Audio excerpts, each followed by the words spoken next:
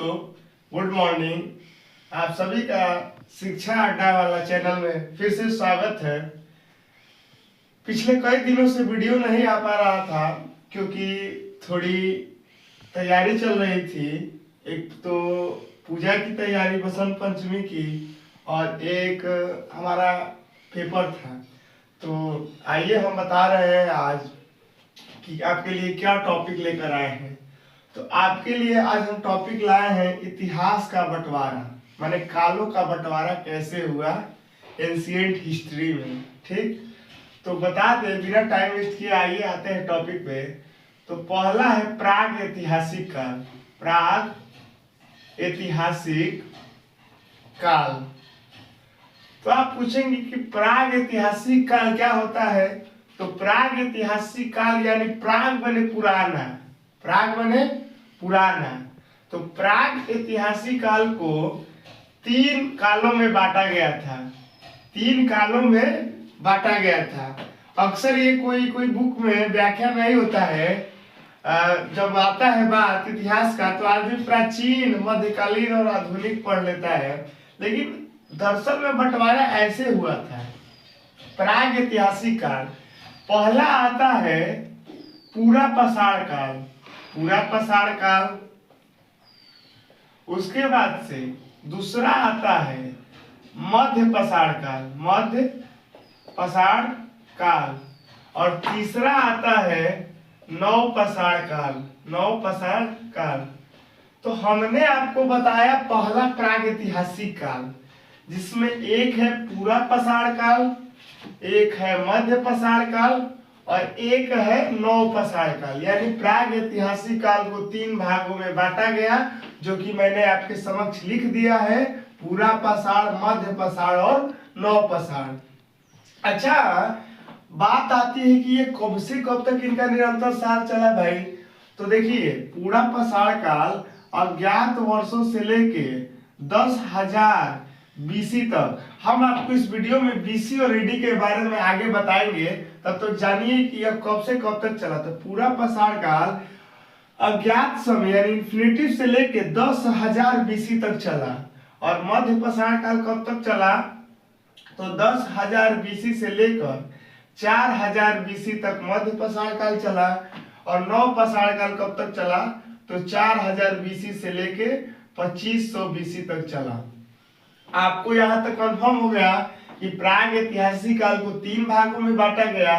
पूरा पसार, मध्य पसार, नव पसार। इनके विगत वर्षों की बात करें तो ये अज्ञात से 10,000 बीसी तक माना जाता है, और ये 10,000 बीसी से 4,000 बीसी तक माना जाता है, और ये 4,000 बीसी से 2500 बीसी तक माना जाता है। तो आगे हम बताएंगे कि पूरा पसार, मध्य पसार और नव पसार, इनमें क्या क्या हमें देखने को मिला। तो अभी तो हम काल का बंटवारा कर रहे हैं, तो आपको संपूर्ण रूप से मैंने प्राग ऐतिहासिक काल के विभाजन कर दिया और उनके वर्षों को बता दिया। उसके बाद आता है आप लोगों का दोस्तों आद्य ऐतिहासिक काल। ये था प्राग ऐतिहासिक काल, और आगे आता है आद्य ऐतिहासिक काल। आद्य ऐतिहासिक काल। आद्य ऐतिहासिक काल। तो इसमें क्या हुआ कि इसको 2 भागों में बांटा गया। 2 भागों में बांटा गया। एक बांटा गया सिंधु घाटी की सभ्यता, सिंधु घाटी सभ्यता, और एक बांटा गया आपका वैदिक काल। वैदिक काल। तो बाबू हम बता दें कि आद्य ऐतिहासिक काल को 2 भागों में बांटा गया, एक सिंधु घाटी की सभ्यता और एक वैदिक काल। और आपको बता दें कि वैदिक काल को भी 2 भागों के निरंतर रूप से बांटा गया बाबू।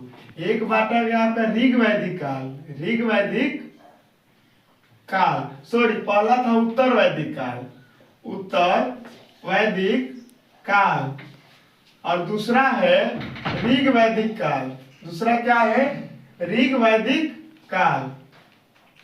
तो मैंने आपको आद्य ऐतिहासिक काल में बताया कि पहला था सिंधु घाटी की सभ्यता और दूसरा था वैदिक काल। तो वैदिक काल में एक है उत्तर वैदिक काल और एक है ऋग वैदिक काल।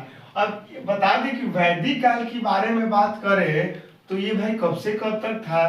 तो ये था आपका 1000 से लेके 1500 BC तक, 1000 से लेके 1500 BC तक, और यह 1500 से लेके 600 BC तक था। ठीक, उत्तर वैदिक काल 1000 से लेके 1500 BC तक का वर्ष था, और ऋग वैदिक काल का 1500 से 600 BC के बीच था। यानी आदि ऐतिहासिक काल को दो भागों में बांटा गया, एक सिंधु घाटी की सभ्यता और एक वैदिक काल। वैदिक काल को दो भागों में बांटा गया, एक उत्तर वैदिक काल और एक ऋग वैदिक काल। 1000 से 1500 BC तक और 1500 से 600 BC तक ऋग वैदिक काल। आप लोगों को मैं काल का एकदम रूप से बंटवारा बताऊंगा, जो कि बहुत आसानी तरीके से कि कब बांटा गया, कितने भाग में थे, और ये बीसी और एडी होते क्या है। तो आपको मैंने दो काल कंफर्म करा दिए, प्राग ऐतिहासिक काल और एक आधि ऐतिहासिक काल। अब आता है ऐतिहासिक काल।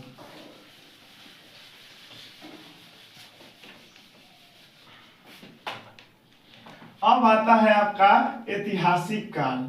ठीक, तो इसमें क्या होता है आपका ऐतिहासिक काल में, तो एक आता है मध्यकालीन, मध्यकालीन, और एक आता है आधुनिक। ठीक, ऐतिहासिक काल को दो भागों में बांटा गया, एक मध्यकालीन इतिहास और एक आधुनिक इतिहास। ठीक, तो अब इनके कार्यकाल की बात की जाए वर्षों की, तो यह 712 एडी से लेके 1707 एडी तक था, 1707 एडी तक था। और ये जो हुआ 1857 से लेके 1947 तक था। अब पूछेंगे कि भाई 1707 और 1857 के बीच के वर्षों को क्या कहा गया है? ये तो ना प्राग ऐतिहासिक में आया, ना आधि ऐतिहासिक में आया, ना ऐतिहासिक में आया। तो भाई बता दे कि 1707 के बाद और 1857 के पहले के बाद को, यानी उस समय के काल को प्री मॉडर्न के नाम से जाना जाता है, प्री मॉडर्न के नाम से जाना जाता है। यानी आपको बता दिया कि प्राग ऐतिहासिक काल को 3 में पूरा पसार, मध्य पसार और नव पसार, और हमने बता दिया आधि ऐतिहासिक काल को दो भागों में, सिंधु घाटी की सभ्यता और वैदिक काल। फिर वैदिक काल को भी मैंने दो भागों में बंटवारा किया, एक उत्तर वैदिक काल और एक ऋग वैदिक काल। ठीक, और ये बात आई ऐतिहासिक काल। तो ऐतिहासिक काल को बता दिया मैंने कि मध्यकालीन इतिहास 712 से एडी से लेकर 1707 एडी तक, और आधुनिक इतिहास 1857 से 1947 के कार्यकाल को। बात आती है, कोई भी भाई पूछेगा ये तो 1707 से लेकर 1857 ना प्राग में आया, ना आधि में आया, ना ऐतिहासिक में आया, तो इसका नाम रखा गया प्री मॉडर्न। यानी मॉडर्न के पहले के कार्यकाल को जो कुछ भी घटनाएं हुई, जैसे प्लासी का युद्ध हुआ, बक्सर का युद्ध हुआ, ये सब प्री मॉडर्न में आते हैं। ठीक, यानी मॉडर्न की शुरुआत, मॉडर्न के विगत वर्ष, यही सब आते हैं। तो आपको मैंने तीनों काल के विभाजन के बारे में बता दिया, और मैंने बताया था वीडियो की शुरुआत में कि एडी और बीसी में क्या अंतर है। तो बात आती है एडी और बीसी की। एडी और बीसी की बात में आती है, आपको बता दें कि बीसी और एडी, ठीक, बीसी होता है बिफोर क्राइस्ट, बिफोर क्राइस्ट, यानी ईसा पूर्व, ईसा पूर्व। और जो इसका समय चलता है वो डिसेंडिंग चलता है। समय क्या चलता है? डिसेंडिंग ऑर्डर में चलता है। ठीक, और इसमें क्या लिखा जाता था, जब मैंने इसके ईयर्स को किससे प्रदर्शित किया जाता था, तो BCE, यानी before common era, before common era, before common era. और एडी का नाम होता है पूरा एनो डोमिनी, एनो डोमिनी, यानी ईसा मसीह के जन्म के बाद, ईसा मसीह के जन्म के बाद। ये चलता है आपका असेंडिंग में, ये आपका किसमें चलता है? असेंडिंग ऑर्डर में। और इसका लगता था CE, यानी कॉमन एरा। इसका इंडिकेट पर्सन क्या था? CE, common era. तो मैंने आपको बता दिया बीसी और एडी में अंतर, जैसा कि कहा था। तो बीसी मतलब होता है बिफोर क्राइस्ट, यानी ईसा पूर्व, ये डिसेंडिंग में चलता है। बीसी इसको इंडिकेट पर्सन था जिसका पूरा नाम बिफोर कॉमन एरा है। एडी का पूरा नाम एनो डोमिनी है। ईसा मसीह के जन्म के बाद ये लगता था एडी, और ये असेंडिंग आर्डर में चलता था, और इसका indicate person CE common era था। ऐतिहासिक काल, मैंने बताया था कि आपको वीडियो में प्राग ऐतिहासिक काल के सब कालों में से हमें क्या क्या देखने को मिला उसके बारे में बताएंगे। तो प्राग ऐतिहासिक काल जो होता है ना, इसका अध्ययन थॉमसन ने किया। किसने किया है? थॉमसन ने अध्ययन करके पूरा पसार, मध्य पसार और नौ पसार के बारे में बताया। प्राग ऐतिहासिक काल को थॉमसन ने अध्ययन करके पूरा पसार, मध्य पसार और नौ पसार काल के बारे में बताया। अच्छा, पूरा पसार, मध्य पसार और नौ पसार में बात आती है कि हमको क्या क्या मिला है। तो इनका अध्ययन रॉबर्ट ब्रशफ्रूट ने किया था। पूरा पसार का अध्ययन रॉबर्ट ब्रशफ्रूट ने किया था, ठीक। और इसमें हमें क्या मिला था भाई? तो इसमें हमें शिकार का कम ज्ञान था। शिकार का कम ज्ञान था। पत्थर का प्रयोग हुआ। उसके बाद से आग की खोज हुई। इसी में आग की खोज हुई और लोग कच्चा मांस खाते थे, ठीक। तो ये है पूरा पसार काल के बारे में कि यानी इसमें हमें क्या देखने को मिला। तो इसका अध्ययन रॉबर्ट ब्रशफ्रूट ने किया। और इसमें क्या था कि शिकार का कम ज्ञान था, हम कच्चा मांस ही खाते थे। और पत्थर का प्रयोग हुआ और आग की खोज हुई। आग की खोज, पत्थर का प्रयोग और कच्चा मांस और शिकार का कम ज्ञान, ये आपका पूरा पसार में आता है। अब नौ पसार में क्या हुआ कि बार बार मुंह से शिक्षा निकल रहा है। शिकार का पूर्ण ज्ञान हुआ। इसमें क्या हुआ कि शिकार का पूर्ण ज्ञान हुआ। तीर कमान का इसमें प्रयोग हुआ। और बात आती है मध्य पसार काल में मेन चीज क्या देखने को मिला? तो पशुपालन मिला और मिट्टी के बर्तन बनाने को मिले, मिट्टी के बर्तन देखने को मिले।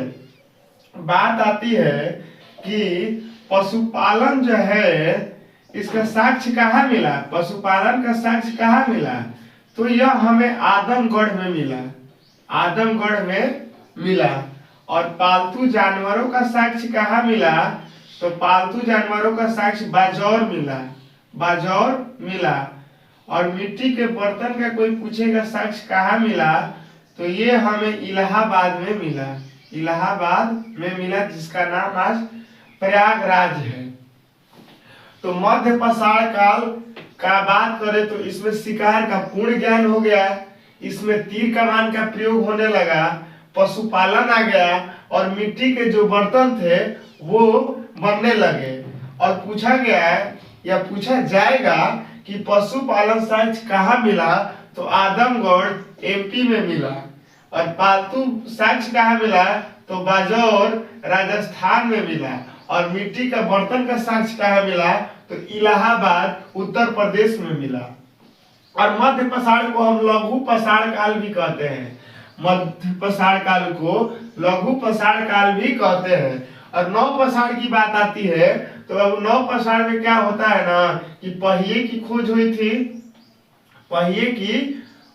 थी। कृषि पर ध्यान था और पूजा पर ध्यान था, यानी कृषि और पूजा का नौ पसार में बढ़ावा हुआ।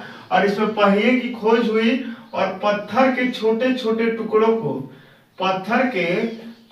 टुकड़ों को प्रयोग में लाया गया, जिसे माइक्रोपिस्ट कहा गया। यानी नौ पसार में पहिए की खोज हुई जिसका संबंध कृषि और पूजा था। यानी सब काल में आपको नई नई चीजें देखने को मिल रही है। पूरा पसार में आपको मिला पत्थर का प्रयोग, आग की खोज।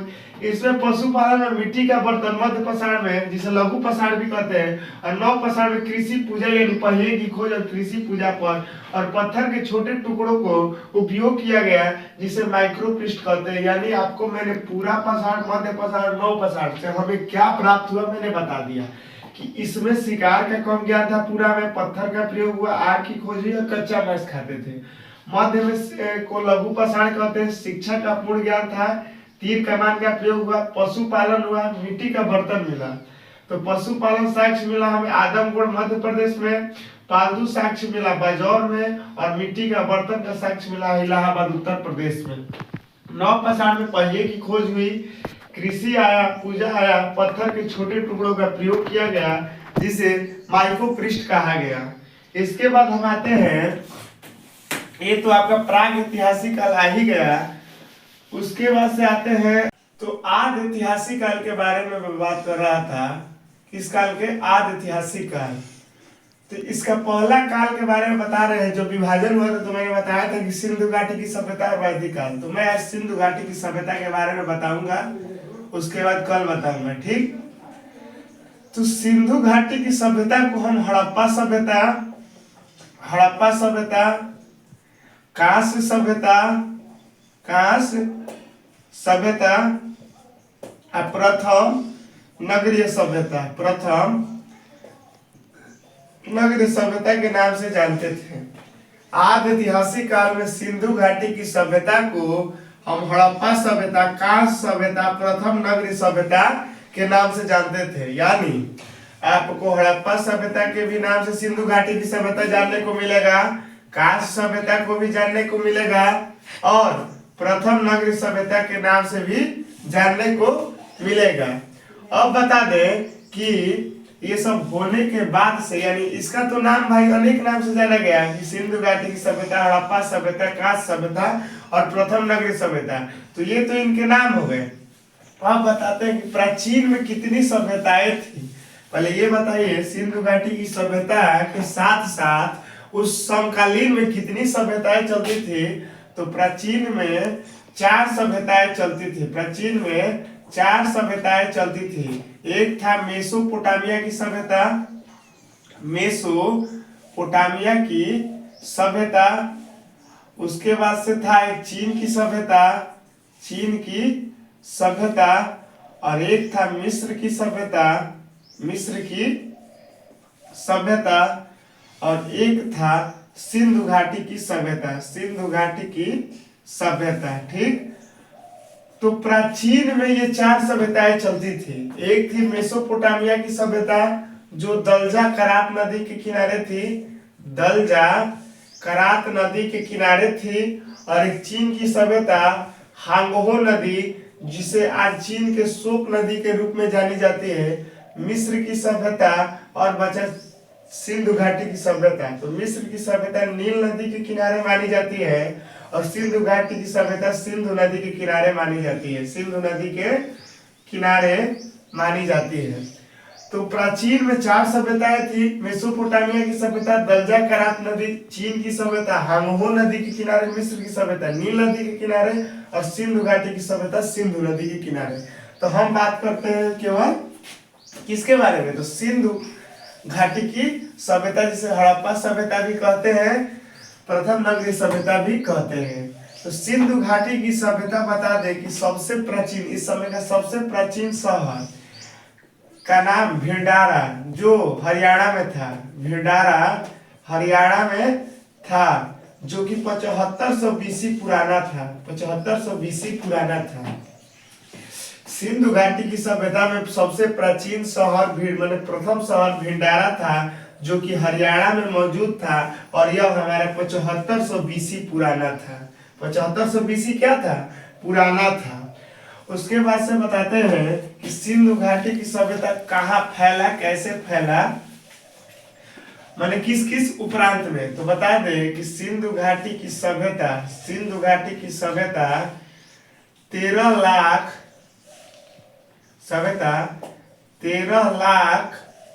स्क्वायर मीटर में फैला था, स्क्वायर मीटर में फैला था। सिंधु घाटी की सभ्यता 13 लाख स्क्वायर मीटर में फैला था, और इसकी जो क्या आकार जो था वो त्रिभुजाकार था। इसका आकार कैसा था? तो इसका आकार त्रिभुजाकार था, और उसके बाद से इसमें पशुपति की पूजा होती थी, पशुपति की पूजा होती थी। पशुपति की पूजा होती थी। और जो क्या शुद्ध पशु था काबुड़ का बैल था, कबूड़ का बैल था, कबूड़ का बैल था। अब व्यापार क्या था? तो व्यापार था आयात और निर्यात का, आयात और निर्यात का। सिंधु घाटी की सभ्यता में जो क्षेत्र था वो 13 लाख स्क्वायर मीटर था। यानी सिंधु घाटी की सभ्यता में जो क्षेत्र था 13 लाख स्क्वायर मीटर में फैला था। और जो आकार था उसका त्रिभुजाकार आकार था। और जो पूजा होती थी पशुपति की पूजा होती थी उस समय। और जो शुद्ध पशु था वो कबूड़ का बैल था। और जो इस समय व्यापार होता था वो आयात और निर्यात होता था। व्यापार क्या था? आयात और निर्यात, सामान लेन और देन। अब बात करते हैं कि सिंधु घाटी की सभ्यता फैली कैसे थी, कहां से कहां तक फैली थी। तो सिंधु घाटी की सभ्यता का विस्तार, सिंधु घाटी की सभ्यता का विस्तार, ये आपको मैं मौखिक बता रहा हूँ। इसका पीडीएफ मैं आपको इसी चैनल पर या मेरे एक चैनल है टेलीग्राम पर, इसी नाम से मैं उसमें छोड़ भी सकता हूँ। चाहे जिसको चाहिए नोट्स में उसके पर्सनल नंबर पर भी भेज सकता हूँ। तो सिंधु घाटी की सभ्यता का विस्तार, तो सिंधु घाटी की सभ्यता पूरब में आलमगीरपुर यूपी में, ठीक, और पश्चिम में सुताकेंद्रगोड़ यानी पाकिस्तान, सुताकेंद्रगोड़ पाकिस्तान, ठीक। पूरब में आलमगीरपुर से लेके, पश्चिम में सुताकेंद्रगोड़ महाराष्ट्र से लेके उत्तर में और दक्षिण तक फैला था। उत्तर में कहां तक फैला था? तो मांदा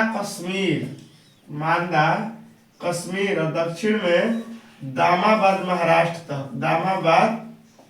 महाराष्ट्र तक, ठीक।